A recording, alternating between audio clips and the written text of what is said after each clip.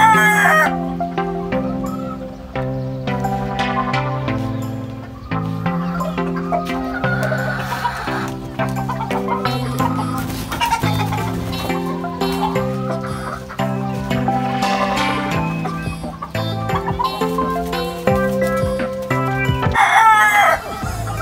morning mga boss, welcome back sa ating channel, Tilaok Pinas. Today is June 15, 2025, araw ng linggo. Kamusta mga bossing? Kamusta ang buhay-buhay? At binabati ko kayo ng Happy Father's Day po, no, sa lahat ng tatay dyan, sa mga tinuturing na paboritong anak yung kanilang mga alagang manok. Happy Father's Day po sa ating lahat. Time check po, 7 AM na ng umaga. Bali tapos na tayo magpatoka sa kanila, no, at maglinis ng kanilang mga droppings. So far maganda naman yung droppings nito ni 5K sweater natin. Kasi bukas na yung kanyang exam, no. So linggo ngayon, mamayang Lunes pala ng madaling araw yung ginagawang no, pagka pupunta ka pala sa school, medyo sobrang aga mo pala dapat. Medyo nabigla tayo dun sa tropa natin, no. Kailangan po nating gawin yun, no. Kailangan nating gumising ng maaga para para sa kanya, no, at syempre para dito sa ating manukan, para malaman natin yung kapasidad niya pagdating sa exam.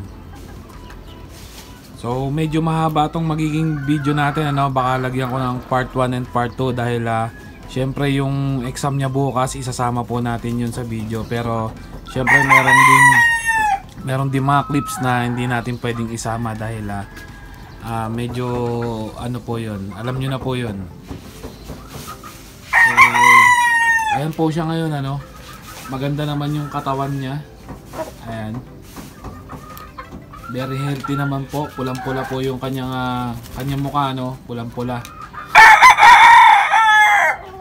Sadyang yung build lang ng katawan niya, no, hindi natin mapabuka ng gusto. Dahil ganun talaga yung build ng katawan niya kahit malakas siyang kumain. Ayan, yung mukha niya pulang-pula. Ayan.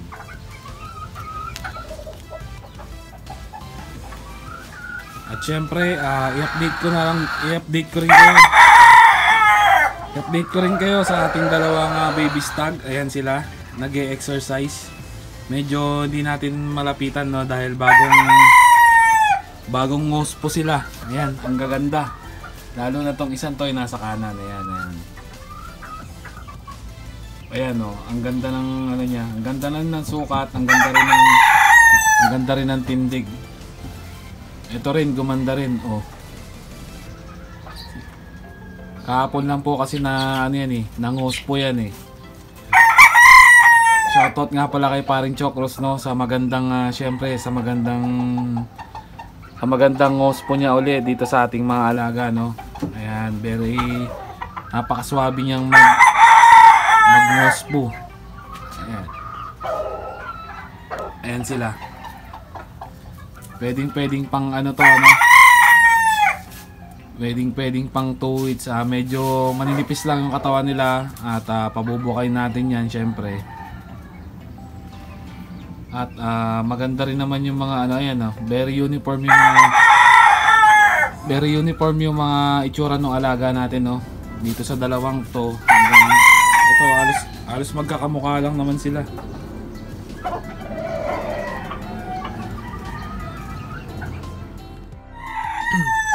Para makita nyo ng mga lapitan na yan. Ayan siya. Pulang-pula po yung kanyang mukha, no. Pati yung mga paa niya. So about naman dun sa ginawa nating conditioning nung itong week na to, no. Bali nung nung Monday and Tuesday hanggang Wednesday, nagpa-review lang tayo ng mga 2 times, no, dun sa kapitbahay natin.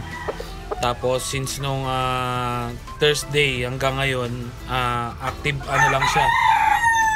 andun lang siya sa kulungan niya, no, pinahinga lang natin siya, relax lang.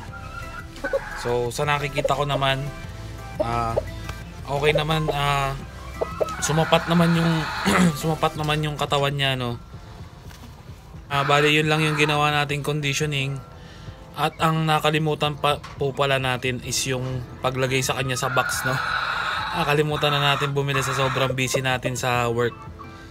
So mamaya na lang ako bibili nun, no. At sana hindi siya, mamaya ilalagay ko rin siya sa box. Titingnan natin kung matataranta ba siya or relax lang siya.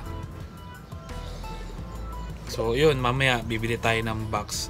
Sanayin natin siya kahit sa maiksing panahon lang, no, sa konting oras. At hindi naman siya kasi ganong kalikot, no, at maamo rin siya kasi minsan tinatali ko rin to sa labas para nasasanay rin siya dun sa mga ingay.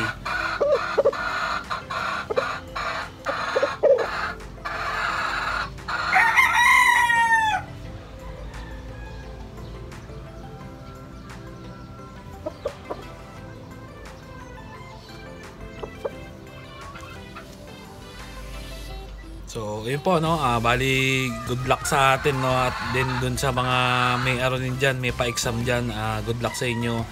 At salamat sa mga patuloy na sumusuporta sa ating channel. At syempre dun sa mga bagong viewers natin, no.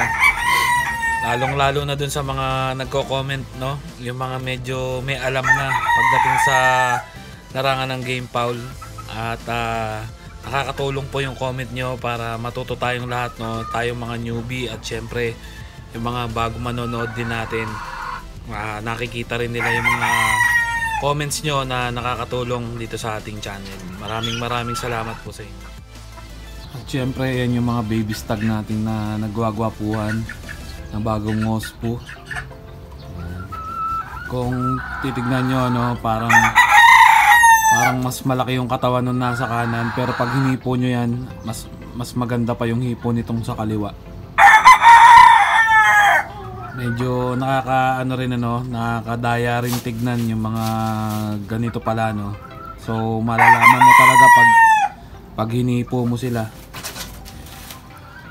At konti-konti yan, sinasanay ko na rin sila sa mag-exercise, no, para na-develop na rin yung kanilang mga muscles. Kailangan muna natin din na pabukayin yung kanilang katawan bago natin tuluyang i-exercise ng ng medyo matagal, no. Ang ginagawa lang naman natin dyan is yan, pinaglilibang lang natin sila ng mga 5 to 10 minutes yan. Tapos tapos na yan, binabalik na uli natin sila dun sa kanilang lagayan.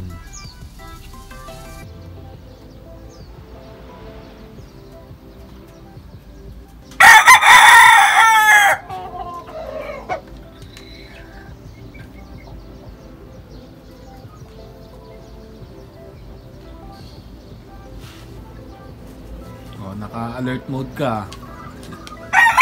At i-update ko na rin kayo sa ating mga Boston Pullets, no. Bali, share ko na rin yung itong isa pala nag first drop na ng kanyang itlog, no. Kaso parang itlog pa ng pogo yung nilabas niya. Alam ko may picture ako ito. Try kong i-flash yung screen.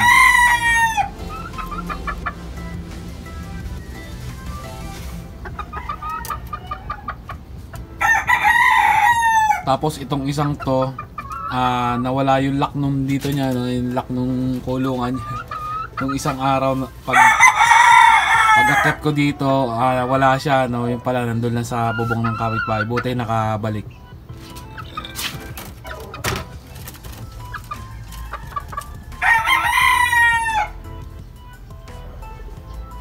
Ayan, napakagandang mga napakagandang pullet.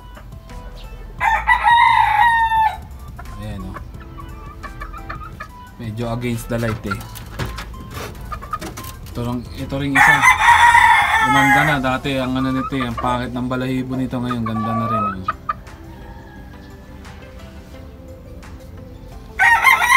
Tapos sa mga sisiw natin, ayan, nagsisiga-sigaan na tong nag-iisang lalaki natin. Ayaw bumaba ng mga babae, doon lang sila sa taas. Ayan.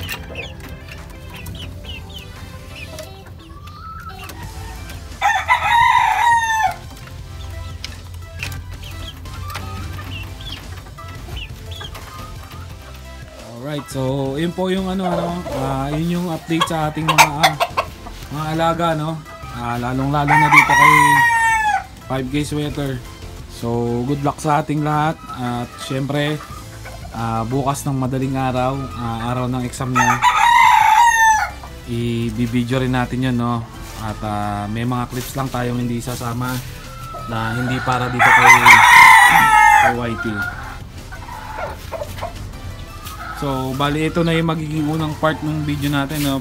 Which is yung part 1. Gagawin ko na lang sigurong part 2 yung araw ng kanyang exam. So, dito ka na po tatapusin yung video na to. Muli ako po si Tilapia Pinas, nagsasabing tok tok tilao, sabi ng manok.